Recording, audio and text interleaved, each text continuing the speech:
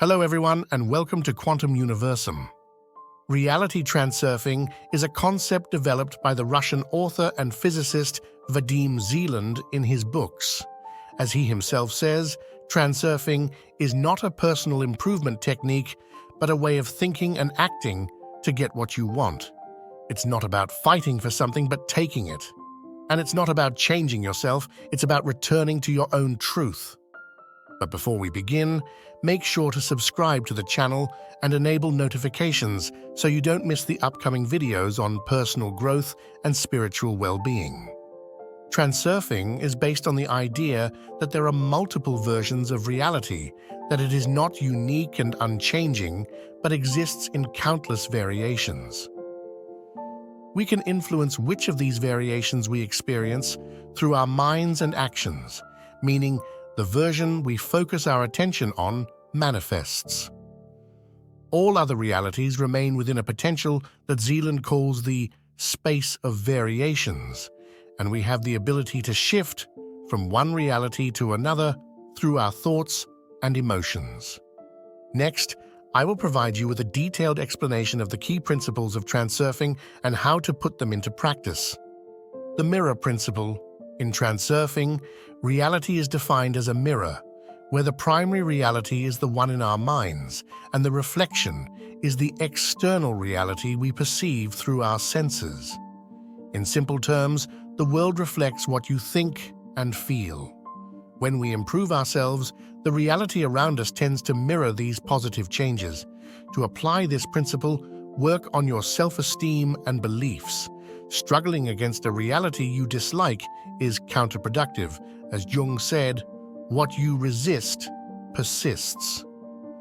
So the most effective way to live a fulfilling life is not to change or modify reality, but to replace the reality you don't like with one you desire, where your thoughts and emotions are perfectly balanced. To use one of his examples, you should do exactly what you do when a song you don't like plays on the radio. Simply change the station. This principle should be applied to everyday life. The pendulum principle. In transurfing, pendulums are fields of psychic energy formed by the thoughts of people who are energetically aligned with the same thought pattern. Once a pendulum is created, it becomes autonomous and feeds on the energy provided by the group of people who generated it.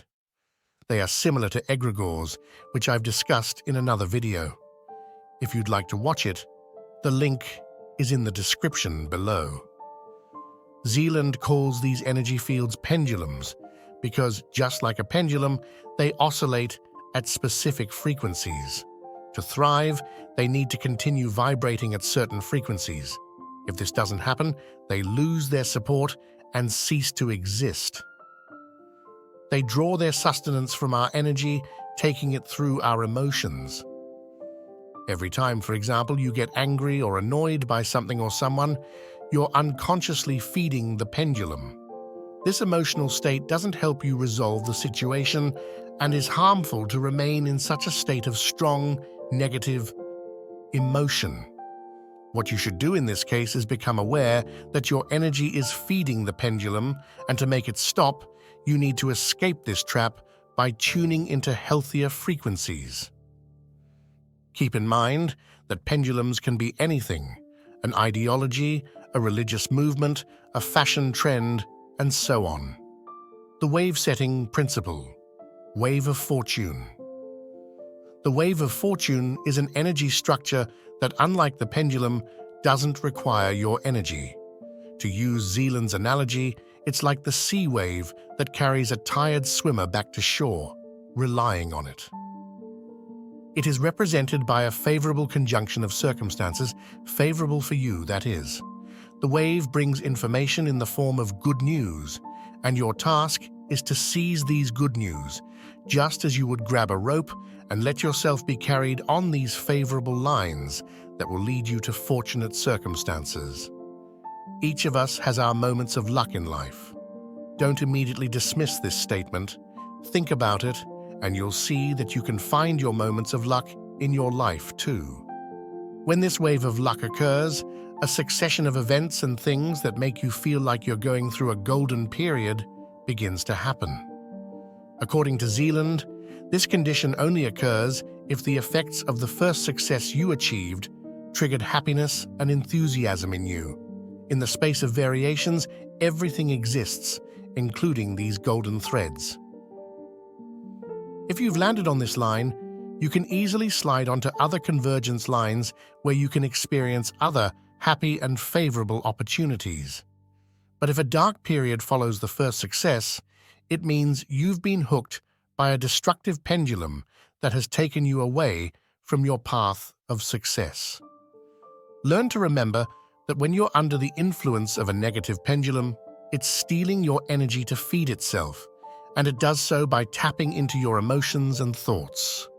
So stop giving attention to negative thoughts. Instead, nurture good intentions and positive thoughts. Always remember that when you experience something bad and negative, it's because a pendulum is trying to capture you. As soon as you remember this, you'll be able to make a lucid and conscious choice. Do you want to continue supplying energy to a destructive pendulum, or do you want to change your thoughts and emotions, thereby making it cease to exist? Whenever you find yourself under the influence of a destructive pendulum, remember this method, and you'll find that over time, it will become easier and easier to switch from a negative to a positive state. And it won't be difficult for you to stay in the flow of the wave of fortune.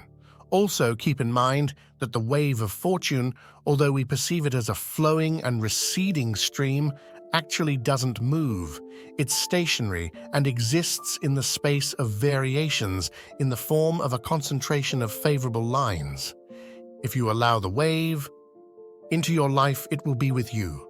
If you allow yourself to be influenced by pendulums, as we've seen, you will inevitably move away from it. The choice will always be yours. The gratitude principle. Gratitude is seen as a powerful catalyst for attracting desired realities. Practicing gratitude for what you already have can open the door to new opportunities.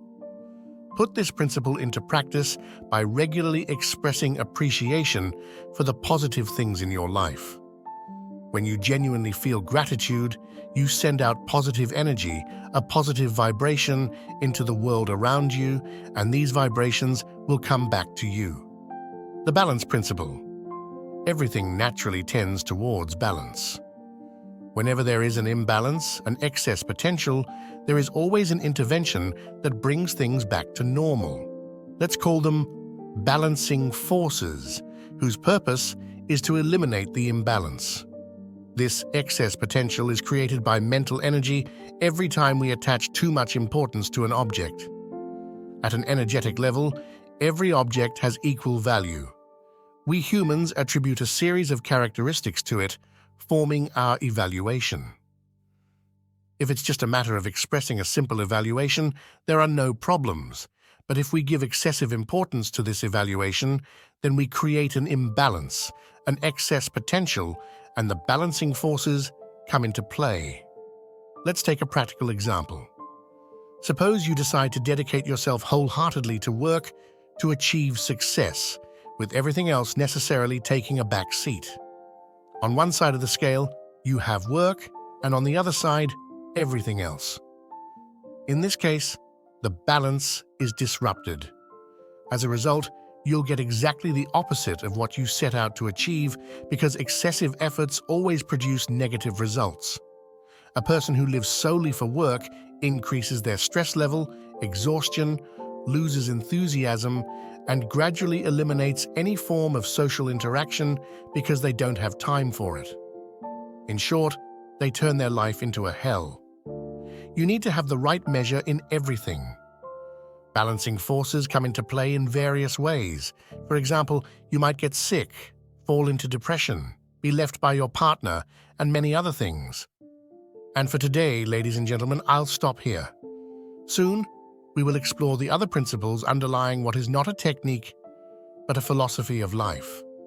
As always, thank you for following me in this video, and if you enjoyed it and would like to see more videos like this, don't forget to let me know by liking and leaving a comment. See you soon in the next video.